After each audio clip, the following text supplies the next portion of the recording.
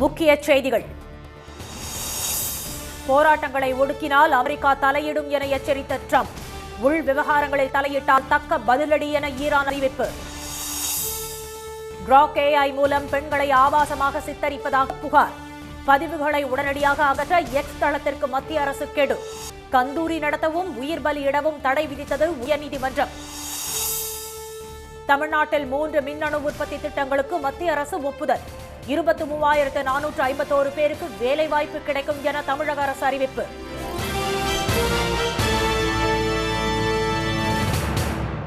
வணக்கம். அமைதியான போராட்டங்களை ஒடுக்கினால் தலையிடுவோம் என்று ஈரானுக்கு அமெரிக்க அதிபர் ட்ரம்ப் எச்சரிக்கை விடுத்துள்ள நிலையில், சிவப்பு கோட்டை தாண்டி உள் விவகாரங்களில் தலையிட்டால் தக்க பதிலடி கொடுக்கப்படும் என்று அந்நாடு எச்சரித்துள்ளது. ஈரானில் கடும் பொருளாதார நெருக்கடி ஏற்பட்டுள்ளது. அமெரிக்க டாலருக்கு எதிராக ஈரானின் கரன்சி ரியால் வரலாறு காணாத அளவில் வீழ்ச்சியடைந்துள்ளது. இதனால் பொருட்களின் விலை பல மடங்கு அதிகரித்துள்ளது. வரி உயர்வு மற்றும் வாடகை உயர்வால் மக்கள் பஞ்சத்தில் தள்ளப்படும் நிலை ஏற்பட்டுள்ளது.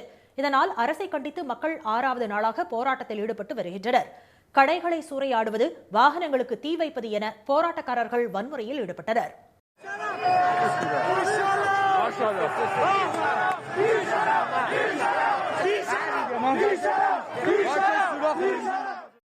வன்முறையில் ஈடுபட்டவர்களை போலீசார் கைது செய்து வருகின்றனர்.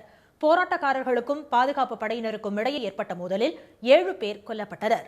இந்நிலையில் அமைதியான முறையில் போராட்டத்தில் ஈடுபட்டு வருபவர்களை ஈரான் சுட்டுக் கொன்றால் அவர்களை மீட்க அமெரிக்கா தலையிடும் என்று ட்ரூத் சமூக வலைதளத்தில் ட்ரம்ப் எச்சரித்துள்ளார்.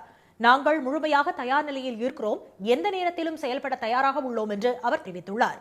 இதற்கு எக்ஸ் தளத்தில் பதிலடி கொடுத்துள்ள ஈரான் தலைவர் அயத்துல்லா மொமேனியின் ஆலோசகர் அலி ஷம்கானி, ஈரானின் பாதுகாப்பு என்பது யாராலும் தாண்டக்கூடாத சிவப்பு கோடு என்று தெரிவித்துள்ளார்.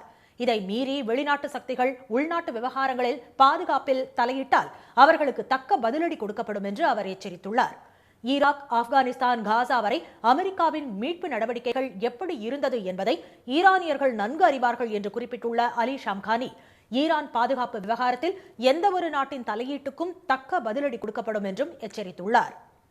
பெண்களின் புகைப்படங்களை ஆபாசமாக மறு ஆக்கம் செய்து வெளியிட்ட பதிவுகளை 72 மணி நேரத்திற்குள் நீக்க எக்ஸ் தளத்திற்கு மத்திய அரசு கெடு விதித்துள்ளது. எலன் மஸ்கின் எக்ஸ் சமூக வலைதளத்தின் கிராக் AI நுண்ணறிவை சிலர் தவறாக பயன்படுத்தி பெண்களின் படத்தை ஆபாசமாக சித்தரிக்குமாறு கோரி அதை எக்ஸ் தளத்தில் பகிர்ந்து வருவதாக குற்றச்சாட்டு எழுந்தது. இது தொடர்பாக உத்தவ் தாக்கரே தரப்பு சிவசேனா கட்சி MP திருமதி பிரியங்கா சதுர்வேதி மத்திய அமைச்சர் திரு அஸ்வினி வைஷ்ணவுக்கு கடிதம் எழுதியுள்ளார். அதில் எக்ஸ் தளத்தில் போலி கணக்குகளை உருவாக்கி கிராக் AI மூலம் பெண்களின் சாதாரண புகைப்படங்களை ஆபாசமாகவும் அவதூறாகவும் அநாகரீகமாகவும் மறு உருவாக்கம் செய்யப்பட்டு பதிவிடப்படுவதாக தெரிவித்துள்ளார். இந்த விவகாரத்தில் தலையிட்டு பெண்களின் கண்ணியத்தை காப்பாற்ற வேண்டும் என்றும் சமூக வலைதளங்கள் பெண்களுக்கு பாதுகாப்பானதாக இருப்பதை உறுதி செய்ய வேண்டும் என்றும் அவர் கோரிக்கை விடுத்துள்ளார். இதையடுத்து கிராக் AI-னை தவறான நோக்கத்தில் பயன்படுத்தி அதன் மூலம் உருவாக்கப்பட்ட பெண்களின் ஆபாச படங்கள், கண்ணியமற்ற பாலியல் ரீதியான படங்கள் மற்றும் வீடியோ பதிவுகளை 72 மணி நேரத்திற்குள் நீக்க வேண்டும் என எக்ஸ் தளத்திற்கு மின்னணு மற்றும் தொழில்நுட்ப அமைச்சகம் கெடு விதித்துள்ளது. இது தொடர்பாக எடுக்கப்பட்ட நடவடிக்கைகள் குறித்து விரிவான அறிக்கை தாக்கல் செய்ய எக்ஸ் தளத்திற்கு உத்தரவிடப்பட்டுள்ளது. இந்திய தகவல் தொழில்நுட்ப விதிகள் 2021 தீவிரமாக பின்பற்ற வேண்டும் என்று உத்தரவிட்டுள்ள மத்திய அரசு, ஆபாச முறையிலான மற்றும் சட்டவிரோத பதிவுகளை கிராக் மூலம் உருவாக்கம் செய்வதை தடுக்கும் வகையில் கட்டமைப்புகளையும் கொள்கைகளையும் உருவாக்க வேண்டும் என்று வலியுறுத்தியுள்ளது. அவ்வாறு உருவாக்கப்பட்ட கொள்கைகளை மீறும் பயனாளர்களின் கணக்குகளை தற்காலிகமாகவோ அல்லது நிரந்தரமாகவோ முடக்குவது அவசியம் என்று மத்திய அரசு தெரிவித்துள்ளது. இந்த உத்தரவை செயல்படுத்த தவறினால் எக்ஸ் வலைதளத்திற்கான சட்டப்பூர்வ அங்கீகாரம் ரத்து செய்யப்படும் என்றும் எந்தவித முன்னறிவிப்புமின்றி சம்பந்தப்பட்ட வலைதளம் மற்றும் அதற்கு பொறுப்பான அதிகாரிகள் மற்றும் பயனர்கள் மீது சட்டப்படி கடும் நடவடிக்கை எடுக்கப்படும் என எச்சரிக்கப்பட்டுள்ளது. திருப்பரங்குன்றம் மலையில் உள்ள தர்காவில் சந்தனக்கூடு விழா நடத்த உயர்நீதிமன்றம் அனுமதி அளித்துள்ளது. மதுரை மாவட்டத்தில் முருகனின் 1ஆம் படை வீடு அமைந்துள்ள திருப்பரங்குன்றம் மலையில் உச்சியில் சிக்கந்தர் தர்கா உள்ளது. அங்கு டிசம்பர் 21ஆம் தேதி முதல் ஜனவரி 6ஆம் தேதி வரை கந்தூரி மற்றும் சந்தனக்கூடு விழா நடைபெறுவது வழக்கம். அதன்படி கடந்த ஞாயிற்றுக்கிழமை கொடியேற்றத்துடன் சந்தனக்கூடு விழா தொடங்கியது. ஆனால் விழாவுக்கு தடை விதிக்க கோரி மதுரை சோலை அழகுபுரத்தைச் சேர்ந்த மாணிக்கமூர்த்தி என்பவர் உயர்நீதிமன்ற மதுரை கிளையில் வழக்கு தொடர்ந்துள்ளார். இந்த வழக்கு நீதிபதி திருமதி ஸ்ரீமதி முன்பு நேற்று விசாரணைக்கு வந்தது. அப்போது வாதிட்ட மனுதாரர் தரப்பு வழக்கறிஞர், ஏற்கனவே உயர்நீதிமன்ற 3 நீதிபதிகள் கொண்ட அமர்வில் மலை உச்சியில் ஆடு கோழி பலியிடக்கூடாது என்றும் அதற்கான தீர்வை உரிமையியல் நீதிமன்றத்தை அணுகி பெற்றுக்கொள்ளலாம் என உத்தரவு பிறப்பிக்கப்பட்டுள்ளதாகவும் கூறினார். கந்தூரி நடத்த தடை விதிக்கப்பட்டுள்ள நிலையில் தர்கா கமிட்டி கந்தூரி நடைபெறும் என தெரிவித்துள்ளதாகவும் அவர் தெரிவித்தார். அப்போது குறுக்கிட்ட அரசு வழக்கறிஞர், சந்தனக்கூட விழாவுக்கு மட்டுமே அனுமதி வழங்கப்பட்டுள்ளதாகவும் வேறு எந்த நிகழ்வுகளுக்கும் அனுமதி வழங்க மாட்டோம் என்றும் கூறினார். மலை உச்சியில் கோழி ஆடு பலியிடப்படவில்லை என்றும் அதற்கு அனுமதி இல்லை என்றும் அவர் தெரிவித்தார். அடுத்து வாதிட்ட தர்கா தரப்பு வழக்கறிஞர், இந்த வழக்கு விசாரணைக்கு உகந்தது அல்ல என்பதால் அதனை தள்ளுபடி செய்ய வேண்டும் என்று வலியுறுத்தினார். மலை உச்சியில் கந்தூரி நடத்த தடை உள்ளதால் அதனை மலைக்கு கீழே நடத்திக் கொள்வதாகவும் அவர் தெரிவித்தார். அனைத்து தரப்பு வாதங்களும் நிறைவடைந்த நிலையில் இடைக்கால உத்தரவு பிறப்பித்த நீதிபதி திருப்பரங்குன்றம் மலை தர்காவில் சந்தனக்கூடு விழாவுக்கு மட்டும் அனுமதி வழங்கினார். சந்தனக்கூடு விழாவில் 50 நபர்கள் மட்டுமே பங்கேற்க வேண்டும் என்றும் தர்கா தரப்பில் கந்தூரி போன்ற விழாக்கள் நடத்தக்கூடாது என்றும் அவர் உத்தரவிட்டார். திருப்பரங்குன்ற மலையில் கால்நடைகளை பலியிடவோ கீழே இருந்து மாமிசம் எடுத்து சென்று மலையில் சமைக்கவோ கூடாது என்றும் நீதிபதி அறிவுறுத்தினார். வழக்கு விசாரணை வரும் 20ஆம் தேதிக்கு ஒத்திவைக்கப்பட்டுள்ளது. மத்திய அரசு 22 மின்னணு உற்பத்தி திட்டங்களுக்கு ஒப்புதல் அளித்துள்ள நிலையில் அதில் தமிழ்நாட்டில் மட்டும் 23,451 பேருக்கு வேலைவாய்ப்பு கிடைக்கும் என்று தொழில்துறை அமைச்சர் திரு TRB ராஜா தெரிவித்துள்ளார். மின்னணு கூறுகள் உற்பத்தி திட்டத்தின் கீழ் 41,863 கோடி ரூபாய் மதிப்பிலான 22 திட்டங்களுக்கு மத்திய அரசு நேற்று அனுமதி வழங்கியது. இதன் மூலம் 2,58,152 கோடி ரூபாய் மதிப்பிலான உற்பத்தி எதிர்பார்க்கப்பட்டது. தமிழ்நாடு, ஆந்திரா, ஹரியானா, கர்நாடகா, மத்திய பிரதேசம், மகாராஷ்டிரா உள்ளிட்ட மாநிலங்களில் இந்த திட்டங்கள் செயல்படுத்தப்பட உள்ளன. இதன் மூலம் 34,061 பேருக்கு வேலைவாய்ப்புகள் உருவாக்கப்படும். இந்நிலையில் தமிழ்நாட்டுக்கு Tata electronics, Motherson arts, Foxconn ஆகிய நிறுவனங்கள் முதலீடு செய்ய ஒப்புதல் வழங்கப்பட்டுள்ளது. இந்த 3 நிறுவனங்கள் மட்டும் 27,166 கோடி ரூபாய் முதலீடு செய்ய உள்ளன. அதாவது 22 திட்டங்களுக்கான மொத்த முதலீட்டில் இது 65% என்று திரு DRB ராஜா கூறியுள்ளார்.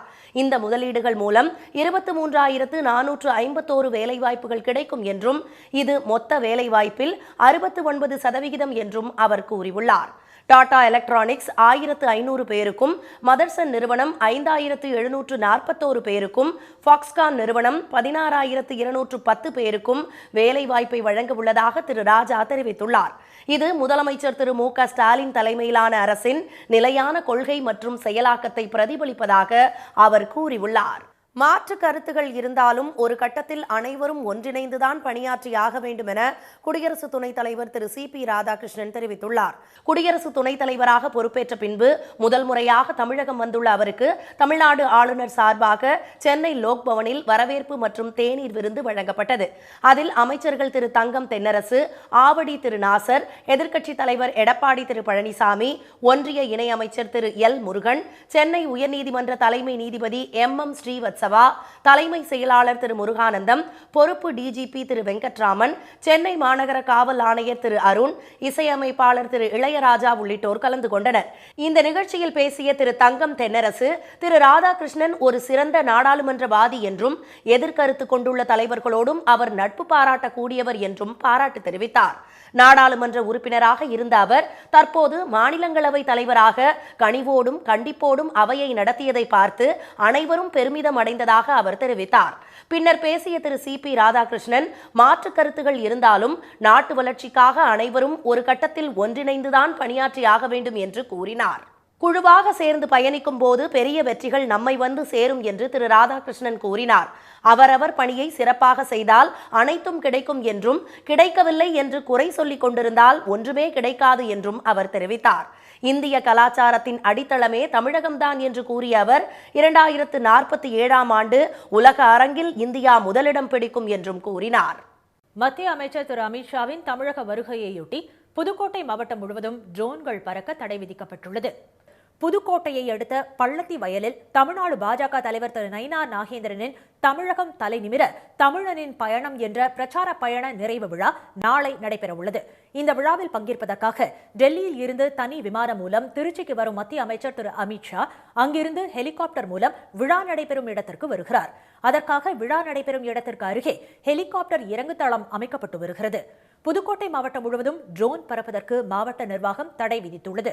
திரு அமித்ஷாவின் வருகையை முன்னிட்டு புதுக்கோட்டை பள்ளத்திவயல் பகுதியில் போக்குவரத்து மாற்றம் செய்யப்பட்டுள்ளது. காலை 10 மணி முதல் இரவு 8 மணி வரை விழா நடைபெறும் திடல் பகுதியில் உள்ள சாலையில் எந்த ஒரு வாகனமும் செல்ல அனுமதியில்லை. அதேபோல் மதியம் 1 மணி முதல் மாலை 7 மணி வரை போக்குவரத்து மாற்றம் செய்யப்பட்டுள்ளது. திருச்சி, புதுக்கோட்டை, தஞ்சை, கீரனூர் செல்லும் வழித்தடங்களிலும் போக்குவரத்து மாற்றம் செய்யப்பட்டுள்ளது. மாநாட்டுக்கு வரும் வாகனங்களுக்கும் தனித்தனியே நிறுத்துமிடங்கள் அறிவிக்கப்பட்டுள்ளன. விழா நடைபெறும் பகுதியில் உள்ள திருச்சி புதுக்கோட்டை சாலையில் பாலநகர் அருகே சாலையின் நடுவே அமைச்சர் திரு அமித்ஷாவை வரவேற்க ராட்சத வளைவுகள் அமைக்கப்படுவதால் வாகன ஓட்டிகள் கடும் சிரமத்திற்கு ஆளாகியுள்ளனர். இந்த ராட்சத வளைவுகளால் விபத்து ஏற்படும் அபாயம் உள்ளதாக அவர்கள் அச்சம் தெரிவித்துள்ளனர். தமிழ்நாட்டில் மத கலவரத்திற்கு இடமில்லை என இந்து அறநிலையத்துறை அமைச்சர் திரு சேகர் பாபு தெரிவித்துள்ளார். பிரசித்தி பெற்ற சுசீந்திரம் தானுமாலையன் சுவாமி கோயில் தேரோட்ட விழாவில் கலந்து கொண்ட அமைச்சர்கள் திரு சேகர் பாபு, திரு மனோ தங்கராஜ், மாவட்ட ஆட்சியர் உள்ளிட்டோர் வடம் பிடித்து இழுத்து தேரோட்டத்தை தொடங்கி வைத்தனர். அப்போது கூட்டத்தில் நின்ற இந்துத்துவ அமைப்பை சேர்ந்த சிலர் திடீரென வீர சாவர்கார் என குறிப்பிட்டு முழக்கம் எழுப்பியதால் சலசலப்பு ஏற்பட்டது.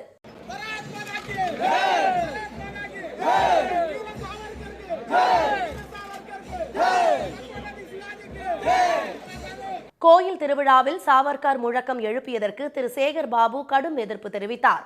அதே வேளையில் இந்துத்துவ அமைப்பினர் வன்முறையை ஏற்படுத்தும் வகையில் செயல்பட்டதால் அப்பகுதி மக்களும் அதிர்ச்சியடைந்தனர்.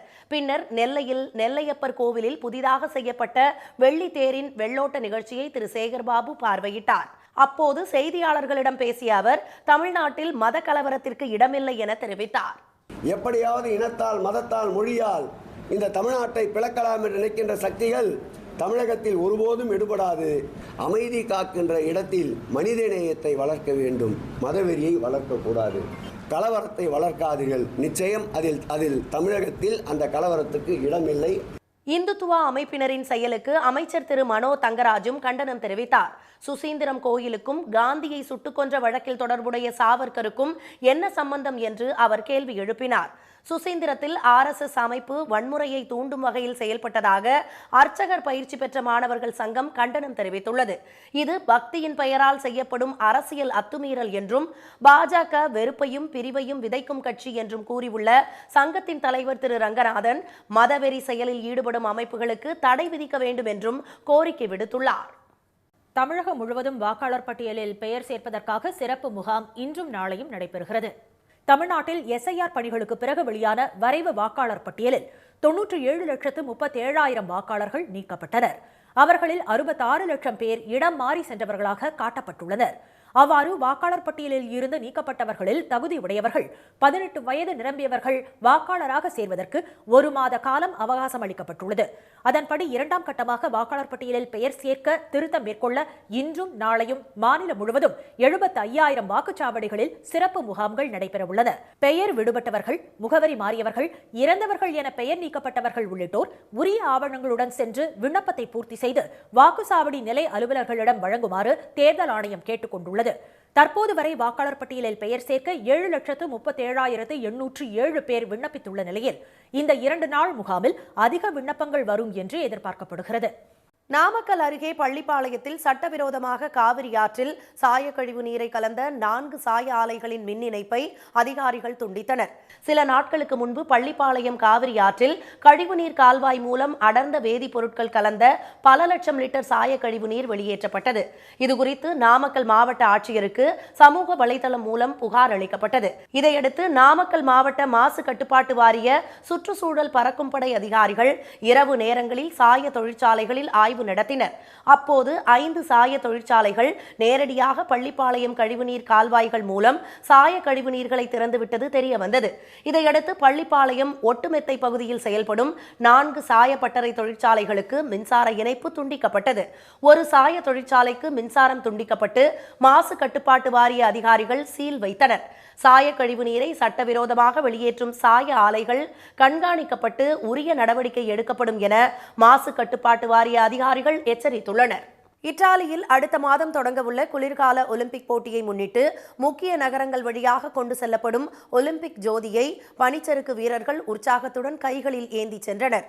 நேற்று ஜெர்னியா முதல் பெஸ்காரா வரை ஒலிம்பிக் ஜோதி மக்களின் வரவேற்புக்கு இடையே கொண்டு செல்லப்பட்டது. அதைத் தொடர்ந்து மத்திய இத்தாலியில் உள்ள பனிமலைகள் நிறைந்த ரோக்ரசோவில் முதல் முறையாக பனிச்சறுக்கு வீரர்கள் ஒலிம்பிக் ஜோதியை கொண்டு சென்றனர்.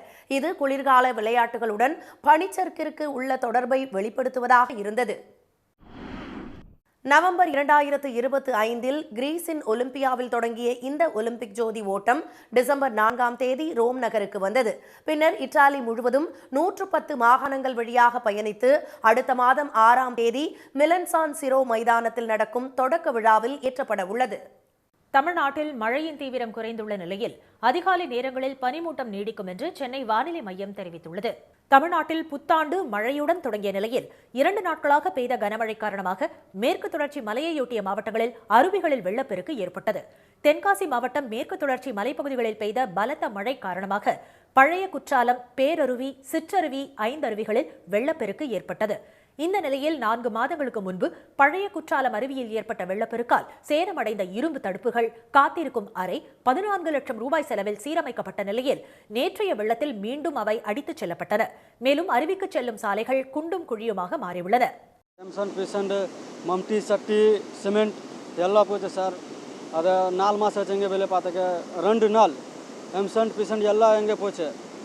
இதனிடையே புதுக்கோட்டை மாநகராட்சிக்கு உட்பட்ட திருவப்பூர், கட்டியாவயல், செல்லுக்குடி உள்ளிட்ட பகுதிகளில் திடீர் மழை பெய்தது.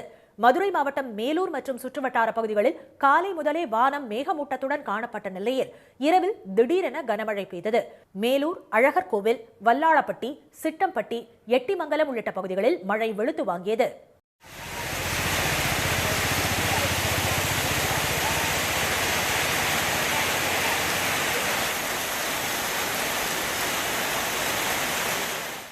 இதனிடையே தமிழக பகுதிகளில் ஒரு கீழடுக்கு சுழற்சியும், இலங்கைக்கு அப்பால் வங்கக்கடல் பகுதியில் ஒரு வளிமண்டல கீழடுக்கு சுழற்சியும் நிலவுகிறது என சென்னை வானிலை மையம் தெரிவித்துள்ளது.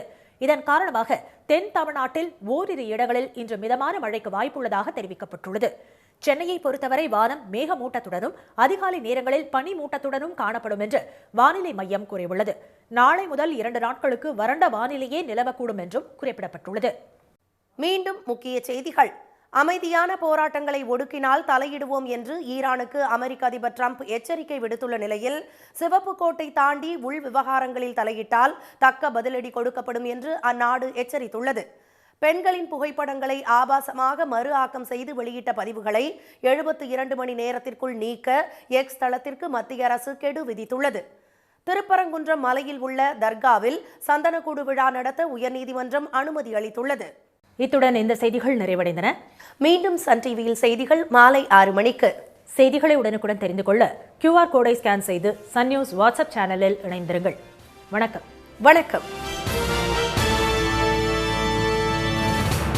உடனுக்குடன் செய்திகளை தெரிந்து கொள்ள சன் நியூஸ் பெல் ஐகானை கிளிக் பண்ணுங்க.